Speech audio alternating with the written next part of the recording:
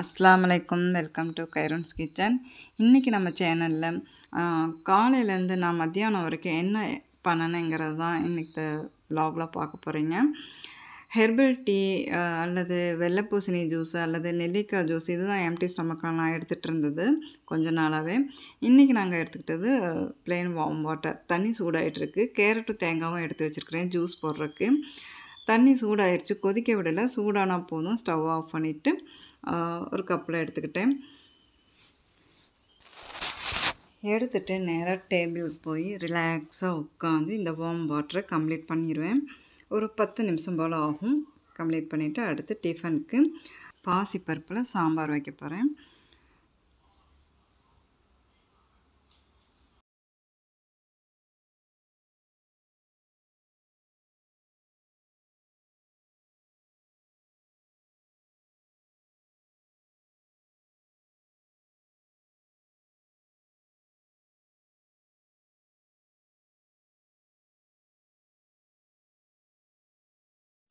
கேரட்டும் தேங்காயும் போட்டு ஜூஸ் எடுத்துக்கிட்டோம். எனக்கும் ஜீக்கும் எடுத்துக்கிட்டோம். மகன் கேரட்டும் தேங்காயும் அப்படியே சாப்பிட்டுக்கிறணுமா அப்படின்னு சொன்னதுனால ஜூஸ் போடலை. தேங்காய் சட்னிக்கு தேங்காய், பச்சை மிளகா, முந்திரி, பொட்டுக்கடலை, உப்பெல்லாம் போட்டு அரைச்சி எடுத்துக்க போகிறேன்.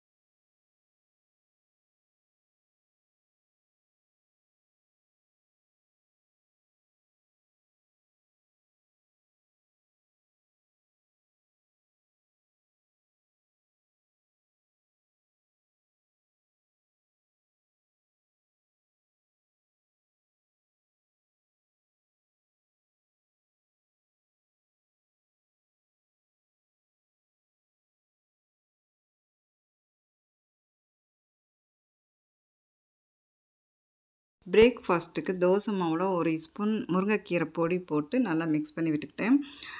என் மகளுக்கு கீரையே பிடிக்காது, எந்த ஒரு கீரையுமே தொடமாட்டான். அப்படிங்கும்போது இந்த கீரை பொடி எனக்கு ரொம்ப ஹாப்பினஸை கொடுச்சு.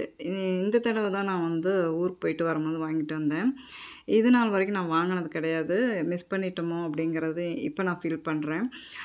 ஏன்னு கேட்டிங்கன்னா முருங்கைக்கீரை பொடி போட்டு தோசை சுட்டு கொடுத்தேன் மகளுக்கு.